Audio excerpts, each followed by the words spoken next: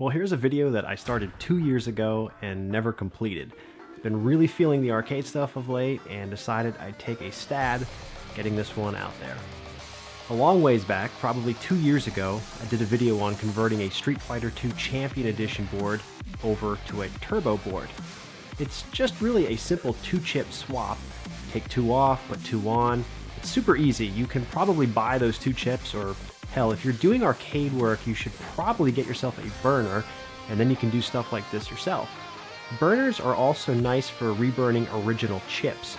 Sometimes these things are so old that they'll end up with what some call bit rot, and you can fix that by erasing and rewriting the chip from a known dump in a main set. Why I really brought this up though was Champion Edition. That has long been my definitive version of Street Fighter II. I've talked a little bit in the past about why that is, and to cut to the chase on the reason, it's mostly nostalgia driven. It's not because it's technically the best version, I know it isn't, but damn it, I just really love Champion Edition. So you might say, in some regards, once the dust settled on Champion Edition, I started waiting for the real sequel, Street Fighter III. And all of you out there know it would be a long-ass wait for that. We had Supers, Turbos, Alphas, and even a Versus tossed at us for half of a goddamn decade before Street Fighter III finally graced arcades in 1997. And at that point, even Capcom was kind of in on arcade players' belaboring question of, where is 3? Now, if you were playing in the 90s, you said that phrase and you heard it asked, where's 3? Can you believe 3 isn't out yet? And so when Capcom rolled it out, they didn't even need the Street Fighter title on the marquee, they just put 3 on it, almost as a nod to the question that players had been asking for years.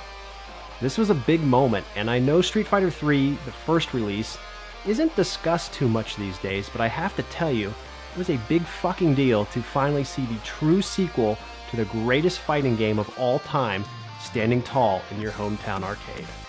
Okay, so I'm done trying to make you feel warm and fuzzy about this game like I do. You're either there or you're not, and that's okay. My point being, nostalgia runs deep for me on this one, and so once I had a JAMA arcade in my house, 3 was on my shopping list. My go-to JAMA machine in this case is of course my Sega Astro City, tried and true, now fitted with Seimitsu sticks and buttons, and oh yeah, it has a gorgeously sharp and bright monitor that just had its chassis cleaned up and recapped for years of authentic CRT magic to come. Street Fighter III arrived in arcades on Capcom's brand new hardware, the CPS-3. Another fighting game called Red Earth was the first to use the CPS-3 board, but details and all that. That was almost like a test run for Capcom so that this hardware could then showcase Street Fighter III. I know, someone out there loves Red Earth and is just irritated I referred to it as a testing project, so go ahead, unload in the comments, I'll take a look and maybe revisit it at some point in the future. So much like the CPS2, the CPS3 has some anti-piracy measures built in. This time it comes in the form of a cartridge. This cartridge contains a CPU as well as a special key that is used to decrypt the game as it is run from the board's memory. So how does the game get to the board's memory? Each board came with a fancy SCSI CD-ROM and a CD game disc. When you turn on the board, the data is copied from the CD into the board's memory. From there, the cartridge we just looked at uses a unique key to decrypt the game and run it. Now, if you mess with the cart, you run the risk of it suiciding, which then means your keys are gone and you've just rendered your game useless. Even if you innocently allow the battery inside the cart to die, the keys are then gone, and you are left with one expensive paperweight.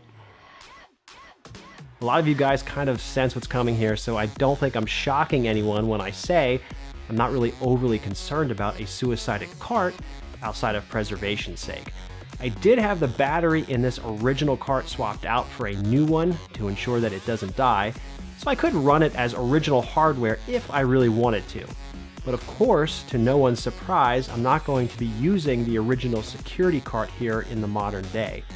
Darksoft has created a nice reproduction cartridge that houses his Super BIOS, which allows for all CPS3 games to be loaded and played on original hardware. The key to the magic behind this has to do with Street Fighter 3's Second Impact using a default set of encryption keys.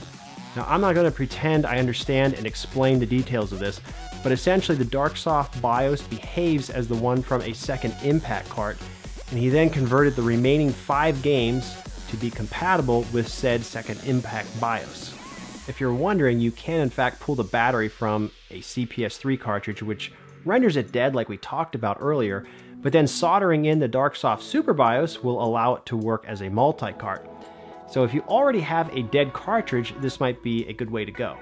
So those converted games I just mentioned need to be downloaded and either burned to a CD to work in the stock SCSI CD-ROM, or you can get rid of spinning discs and moving parts and get yourself a SCSI to SD adapter. There's a little bit of finagling to get this to work.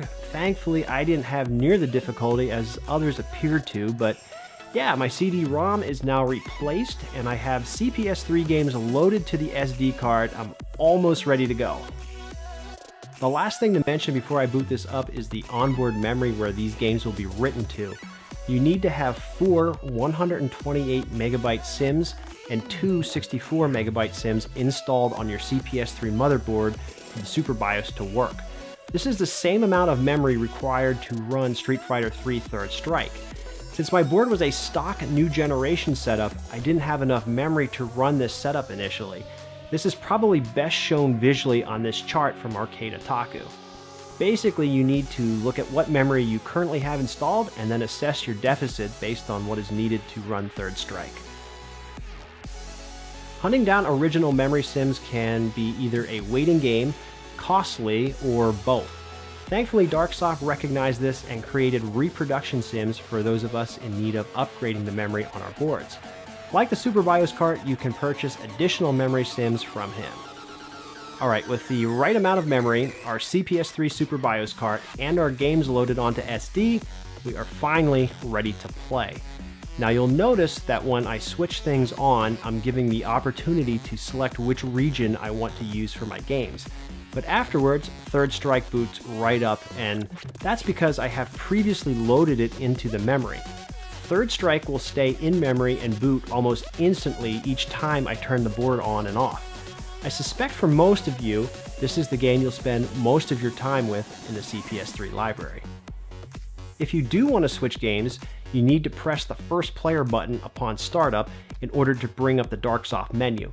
From there, you can select a new game to write to memory and play. I will warn you now though, this is perhaps the one negative to the CPS3 setup. Writing a new game can take a while, upwards of 40 minutes in some cases. So this isn't like the CPS2 Multi where you just pick a new game and flash it in a matter of 30 seconds or so. If you want to switch games, you really need to commit to it. So this is my beloved CPS3 setup. Some of you may have noticed I don't have a shell over my Super BIOS cartridge. It's just the PCB inserted into the slot. I just never got around to getting one, and really I question whether I even needed it, as the whole board is pretty well protected with the stock metal casing. I feel pretty fortunate to have that metal shell. It may not be the prettiest thing, but it is original and it has that built to withstand arcade appeal to it. There are some really nice custom cases you can get for your CPS3 too, however, just something to give it more protection and an overall better look. I'll close things out by mentioning an unpopular opinion. You know how I mentioned I'm not a huge fan of anything Street Fighter 2 after Champion Edition? Well, for me, Second Impact is the definitive version of Street Fighter 3. And again, I know Third Strike is technically the, quote, better game, but it really is almost verging on being a different title entirely. It did come out more than 2 years after the original release of Street Fighter 3, whereas Second Impact was on the heels of the original release by just 6 or 7 months, I think. So to me, Second Impact is the champion edition of Street Fighter 3, if that makes sense. Third Strike is no doubt a phenomenal title in its own right. I feel like it's something completely different than the game I was initially wowed by as a high school senior. Second Impact retains the charm and subtlety that I loved when I first played 3, without going too over the top crazy with an onslaught of new designs, mechanics, characters, and presentation. Sometimes I'm a less is more guy, and so if you were wondering, Street Fighter 3 Second Impact is my favorite CPS3 game. Thanks so much for watching today, guys, and wow, was this a long one. Kudos if you hung in there for the entire ride. Thanks so much for watching another arcade-related video. Don't forget to like, comment, and subscribe, and I will catch you all next time. Later, guys.